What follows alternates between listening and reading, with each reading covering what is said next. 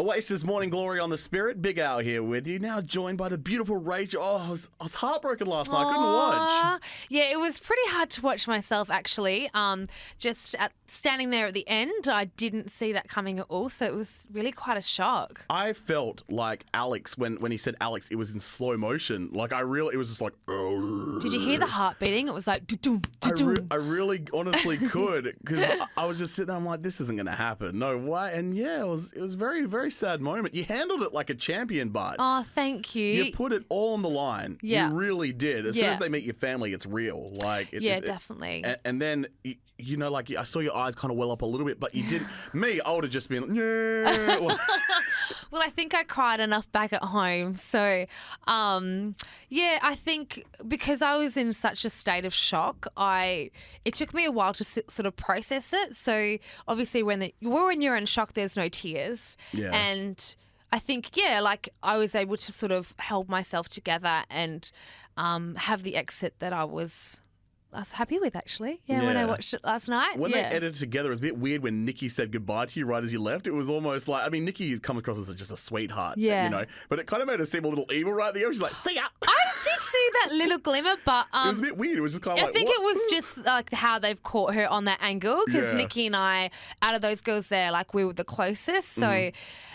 just the whole thing was so bizarre, because coming straight off the hometown date, we obviously don't have any cocktail parties. So I hadn't spoken to those girls for over a week. And so what was the gap? So you did the last cocktail party, and then what was the gap between you going home, hanging out with your family, Richie being there, and then coming back for that rose ceremony? So there was a few days where we found out who was going when. I actually went first, but it wasn't aired that way. And then I had to wait for a week until he'd flown all around the rest of Australia to do all of his other hometown dates before we had that rose ceremony. So it was a week. Doesn't sound a lot, but when you're by yourself, it's a very long time. Were you with your family during that time, or they just they locked you away in Perth? Is that what? So family time is like what you see. Then you say your goodbyes the next day, and then you're on a plane and you go back to... That's hard for dating alone is hard, and then doing that on top of it, man, that's a lot of pressure.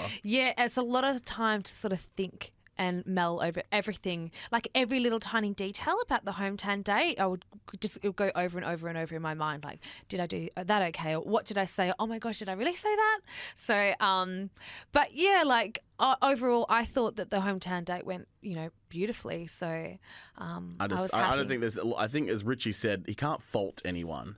It's just what it is. It's a hard call for him. Yeah, he had to just follow his heart at the end of the day, and obviously he had stronger connections with the other girls. So, he had to make a choice, and unfortunately, that was me. I want to thank you for giving us the Titanic moment during the season. You wonder where they're going to sneak them in, but they got it. Yeah, and it's funny because the first time I ever watched Titanic was with a guy I had a crush on, and I remember we were watching the movie. It's 3 hours long, and I'd never been on a date before. This is my very first date, and I remember it took us 3 hours to eventually hold each other's pinkies, and my heart was fluttering. So it was so cute to sort of, have those little memories, and I told Richie about that story. So we did the classic Titanic pose. Yeah, pretty cool. First movie I saw with my on my first date was House of a Thousand Corpses. So not as romantic. Did she stay or go? Oh, no, she stayed. She stayed. Wow. Fell asleep during the movie, actually. Did she? Yeah, it was that entertaining for her. Oh, bless. So every week I get Clinton to ask a question to the contestants. I let him ask one question. So I'm going to let him ask that one question. Clinton's question. I don't really think Rachel's going to have too much trouble finding a bloke. I realise she didn't find love with Richie, but she carried herself very well on the show. Very attractive, beautiful young lady, I think. So just for us mere mortals in Perth, you might get the chance to bump into Rachael, I thought I'd ask her, out of all the single dates that happened on the season, which one did she wish she was taken on? I think that's a good question, because you would have been watching the TV series, I assume, the whole time, right? Yes, I've watched every episode. So you saw every date that happened. As far as your dates go versus other people's dates, were you happy with the ones you got? Do you wish you had someone else's date? One comes to mind for me, and that's the chocolate date. Oh, yeah. 'Cause it was My a little mum was like, weird. I'm so glad you didn't get that date range. Yeah. Because it was quite, a bit raunchy, maybe. It was raunchy and disgusting at the same time. Yeah, at the same time. And it would be so awkward, like having your family watch you do that. So, I have never been in a helicopter, so I think like one of those helicopter dates would have been pretty cool. Although there wouldn't have been as much communication going on, but like the whole idea of being in a helicopter, especially with no doors, that would be awesome. Yeah, that would be pretty cool. I love anything that's got adrenaline. Probably also would be quite scared at the same time. Yeah, I'd let Richie take me on a helicopter date for sure. Yeah, for sure.